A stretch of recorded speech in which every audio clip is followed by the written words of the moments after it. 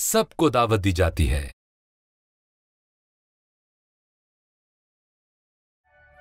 Cornelius Rumi फौज का एक अफसर था। वो कैसरिया में रहता था। वो और उसका खानदान खुदा की इज्जत करते थे। वो यहूदी नहीं थे, वो गैर कौम से थे। कुर्नेलियस ने रोया देखी।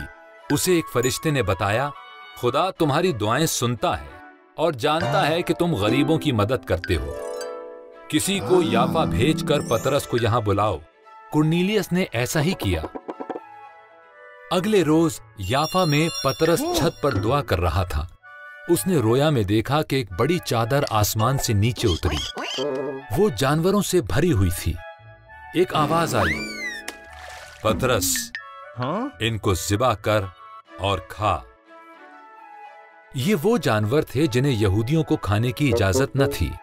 पतरस ने जवाब दिया, मैं ये नहीं खा सकता। आवाज आई, जब मैंने ये कहा कि ये सब खाने के लिए पाक हैं, तो फिर ये सब पाक हैं। उसी वक्त कुर्नेलियस के आदमी वहां पहुंच गए। बस पतरस और कुछ और भाई कैसरिया को गए। कुर्नेलियस के घर में उसके दोस्त और रिश्तेदार जमा थे और वो बेताबी से पतरस का पैगाम सुनने का इंतजार कर रहे थे।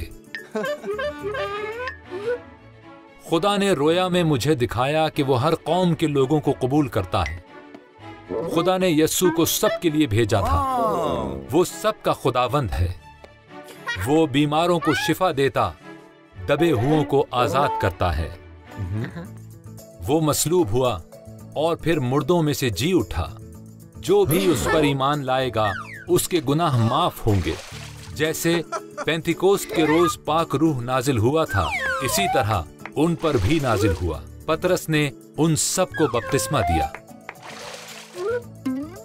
बाइबल ऐप बच्चों के लिए, इस ऐप को फ्री डाउनलोड करें।